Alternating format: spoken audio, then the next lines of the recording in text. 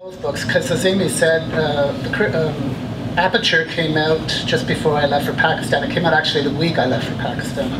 And it's a book, it's a triptych. It's prose and poetry and photographs of Afghanistan that I worked on.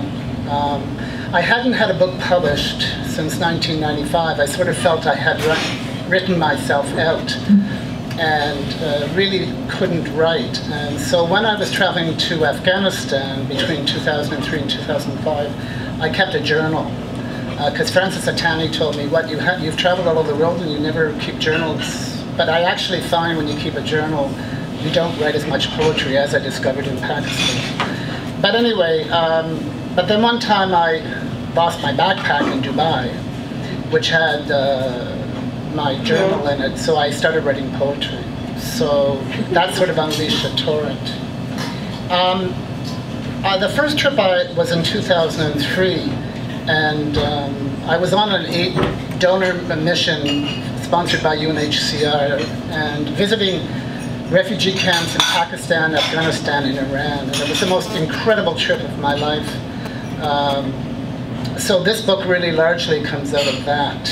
And I want to read this first poem called Disheartened Afghans, because I actually went to a jirga in northern Pakistan, close to the border of Afghanistan. And as part of the proceedings, a poet read a poem. Of course, it was in Dari, which I don't speak, so I had somebody translate it. And I wanted to open the book with this poem. Disheartened Afghans with their war-torn lives belong to nowhere except to the heart of the dark mountains. Look carefully into our faces. Do you see anything there except pure misery? Do not look down on us. Although miserable, there are no other refugees more lonely, more harmless, or more miserable than we are. Dead we are, but we still stare back at life. I am telling you this because I want you to understand. I am telling you this because I do not want you to let go of my hand. Widows and unhappy orphans live contained in the borders of this camp. Believe me, no one cares. No security in the country, no money in our pockets. The situation gets tighter all the time. It tightens and tightens like a noose. Yes, you, our great guest and honorable elder, do not let go of my hand. Do not leave me in this place. Where should I go? What is my destiny? I am just another refugee among many refugees, by title a merchant.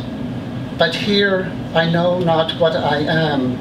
My only hope is with you. The past happened without you. My time is over. But now that you have come, do not dishearten us.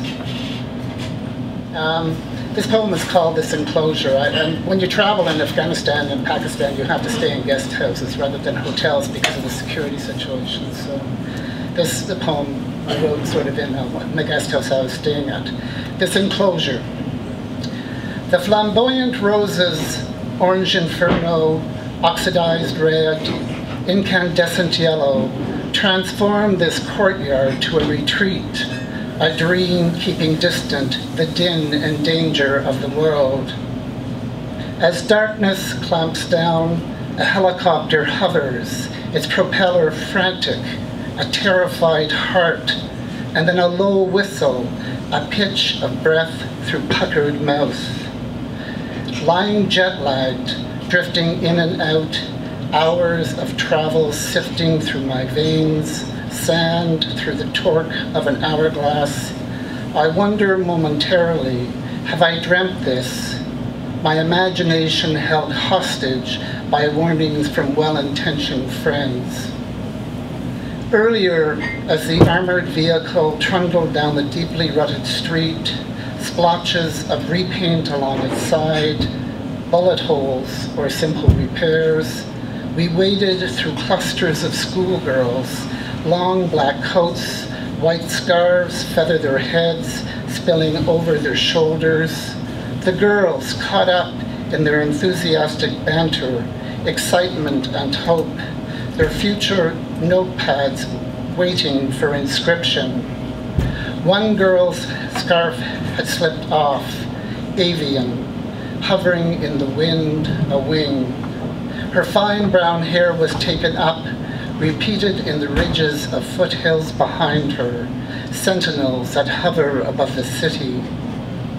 When I wandered back to my room for rest, the roses just watered, intoxicated the air, vital as a schoolgirl's clamor which still loiters over the rutted road, while their small hands reiterate, tremble the steel door of this enclosure as if ephemera, petals. Don't forget us, the camp poet pleads. Listen to the wind. Its howl is our voice. It has seized our pain and throws it back at us. We are the dust it scatters here and there, hurting our eyes like the torture that has scarred our bodies.